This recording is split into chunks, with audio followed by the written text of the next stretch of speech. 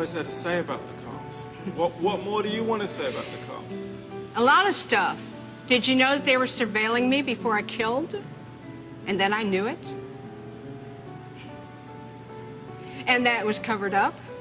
Did you know there was helicopters dropping down from the sky, deputy sheriff, with decoys picking me up 4 or 5 months before my arrest? It was covered up? But nonetheless... Nobody ever asked me these questions. Whether the cops were following you or not, Aileen. Oh, whether the cops were following me or not, Aileen, okay, what? let's say the cops were following you. Yeah. Let's say they were following you and they did everything that you're saying they did. Nonetheless, you killed 7 men. Yes, you did. And I'm asking you, what got you to kill the 7 men? And I'm telling you, because the cops let me keep killing them, Nick. Don't you get it? It was a hitchhiking hooker. Right. Running into trouble. I shoot the guy if I ran into trouble. Physical trouble. The cops knew it. When the physical trouble came along, let her clean the streets. And then we'll pull her in. But that's how come why. there was so much physical trouble in because it was all in 1 year?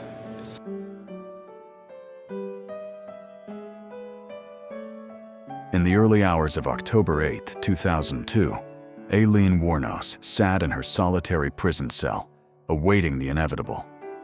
This was not her first time facing death. In fact, she had spent over a decade on death row, fully aware that her time was running out.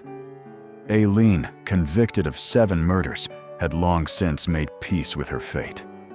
But unlike most prisoners who faced execution with fear or regret, she felt only the quiet certainty that had come with years of rejection, pain, and violence. Aileen's crimes were shocking.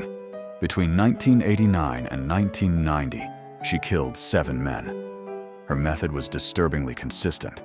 She would pick up men as a prostitute, claiming they had assaulted or attempted to assault her. Then, in what she described as self-defense, she shot them dead.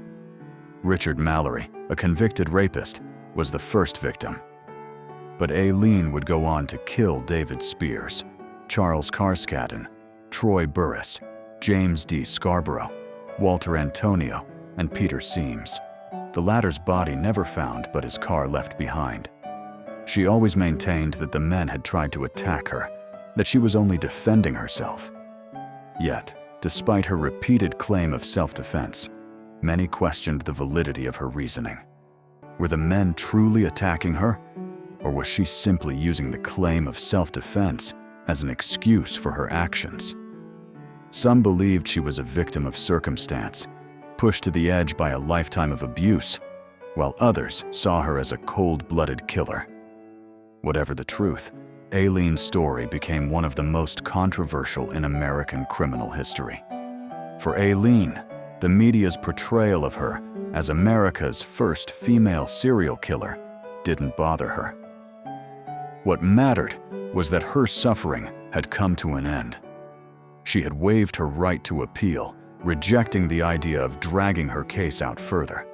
In her eyes, there was no more to fight for. The world had failed her long before she ever picked up a gun. And now, as she sat in her prison cell, she was simply waiting for what was inevitable: the end of her story. Tomorrow, the world would either mourn her loss or claim victory over her crimes. But for Aileen Wuornos, there was nothing left to prove. There was only the silence of her final hours. The day moved slowly as Aileen Wuornos' final moments drew near. The usual sounds of the prison, the clanking of keys, the muffled voices of guards, seemed distant, almost irrelevant. She had already said goodbye to the world in her own way. No family came to visit. No final words of love or regret. Those bonds had long been severed. Aileen's life had been one of isolation, filled with abuse and abandonment. And now, in the cold, sterile air of death row, she was left to reflect on it all. Though she had been convicted of 7 murders, it wasn't just the killings that had brought Aileen attention. It was the twisted nature of her case, the way her life had spiraled from one tragic event to another. She claimed to have killed each man in self-defense, describing them as threats, as attackers who pushed her to fight back. Her first victim, Richard Mallory, was a convicted rapist, a man she said had tried to assault her, which justified her actions in her mind. The other 6 victims followed the same pattern. She claimed to have been threatened or attacked in some way and acted out of fear for her life. Yet, despite her assertions, many wondered whether Aileen's self-defense claims were truly believable.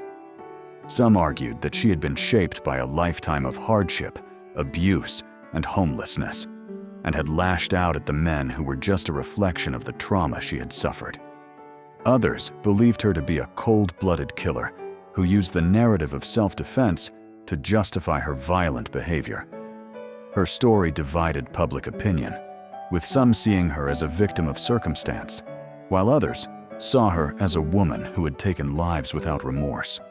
Her death sentence was a long time coming, and it was not a surprise to anyone who had followed her case.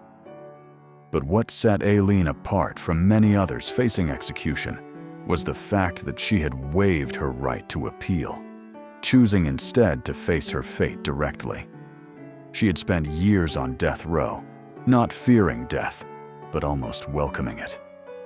Aileen didn't ask for any grand gestures or last-minute appeals. Everybody is killing 7 people. So there must have been something in you that was getting you to do that. You are lost, Nick! She wasn't interested in prolonging the inevitable. She had already made her peace with it. As the day wore on, the silence in her cell grew heavier. Aileen had spent years in solitude, her time filled with thoughts of the past, the crimes, and the pain that had led to this point. There would be no dramatic final plea for mercy, no last-minute turn of events. The time was simply ticking away, and Aileen Wuornos, America's first female serial killer, was about to be no more. The world would soon have its closure, but for Aileen, the only thing left was the quiet acceptance of a life that had ended long before the execution chamber door closed behind her.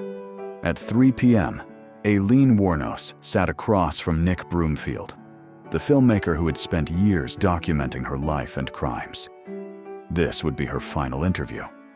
The room was dim, the air thick with the weight of what was to come. Aileen, dressed in the familiar orange jumpsuit, looked almost serene, an unsettling contrast to the storm of emotions brewing beneath the surface. "Hi, Nick. How are you?" she asked, her voice calm, almost conversational.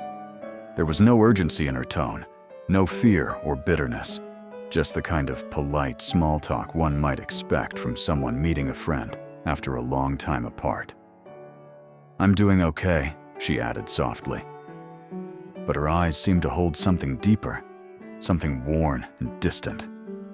Broomfield started the conversation by asking her how she felt about the years spent on death row. Aileen didn't hesitate. "I stick to myself," she said, her voice steady. "I don't care about going outside anymore. There's nothing out there for me." She had spent so many years alone that it seemed almost like a comfort now. She'd given up on society, and society had given up on her. Her days were spent in solitude, watching TV, writing letters, and reading the Bible. "I've done a lot of thinking," she remarked, but there was no bitterness, only acceptance. Just getting ready for my death.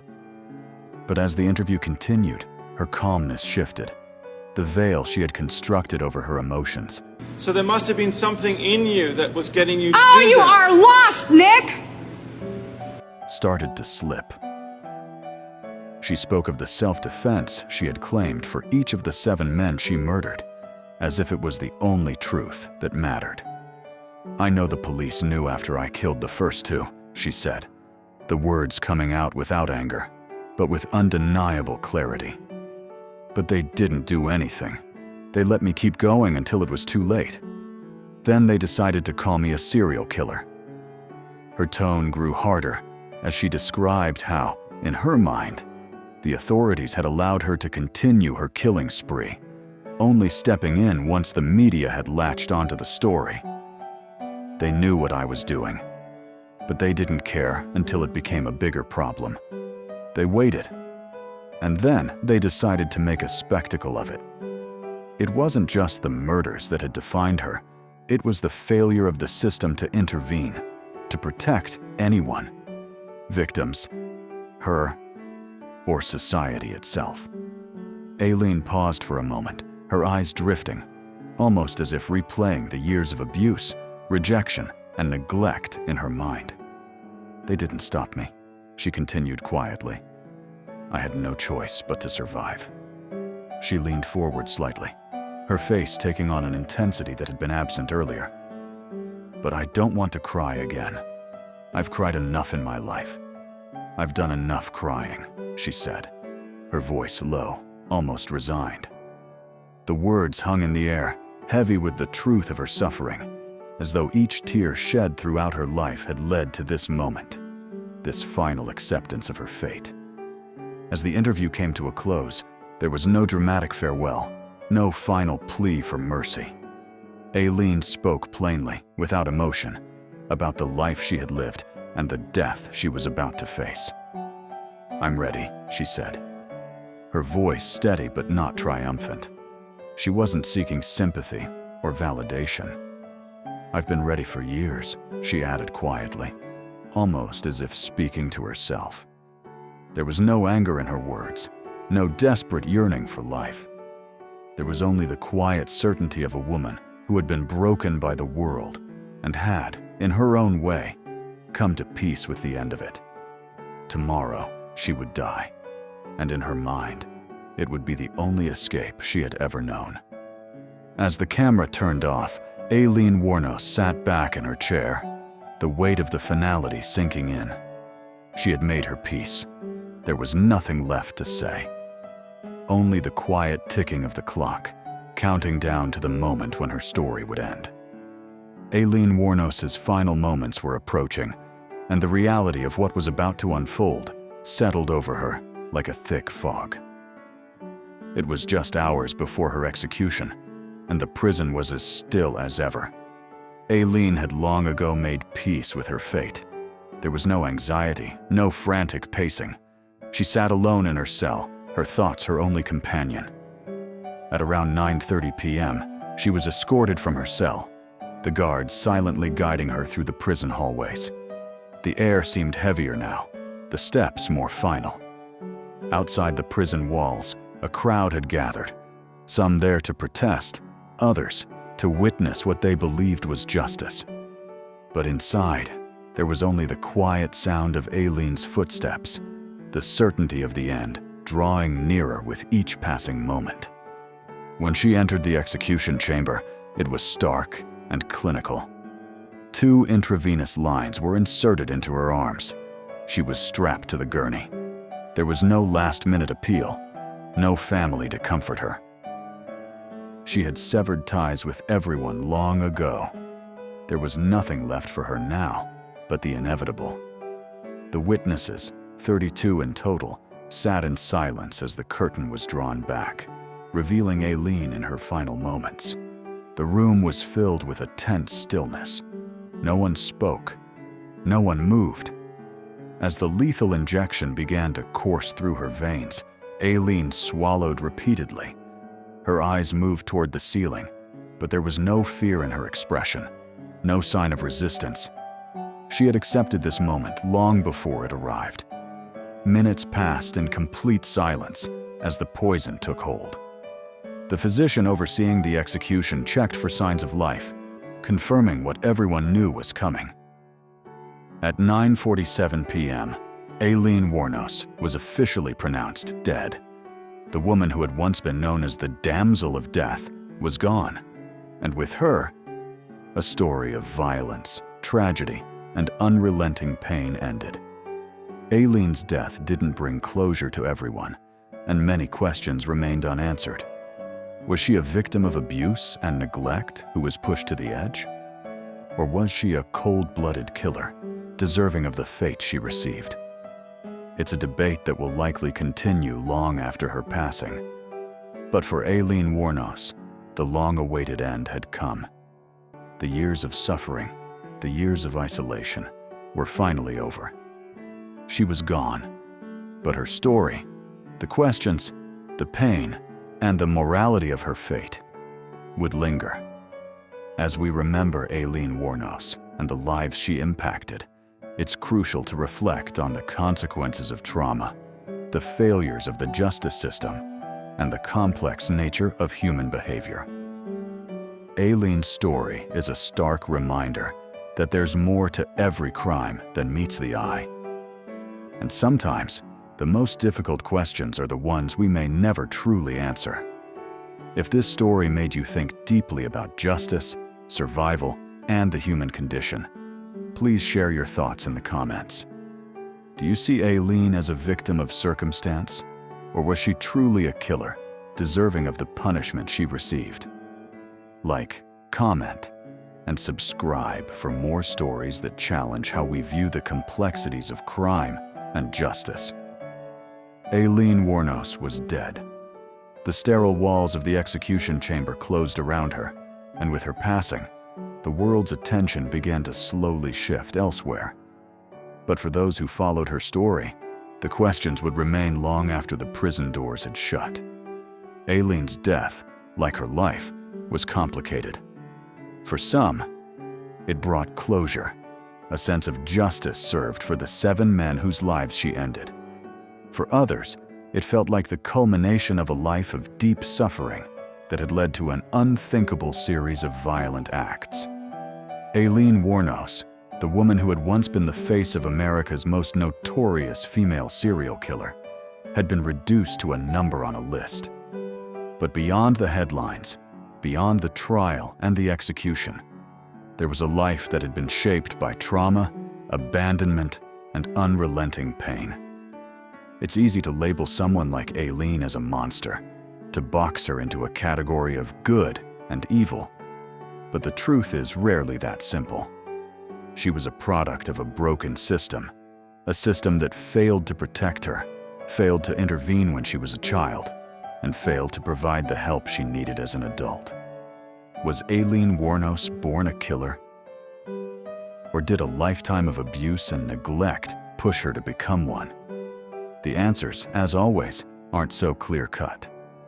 As the world moved on, as we continued to grapple with the idea of justice and what it means to pay for our crimes, Aileen's story remained a mirror for something much deeper.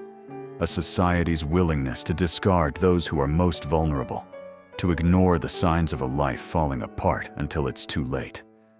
Aileen's actions were horrendous, yes, but were they a reflection of a broken individual or a broken society?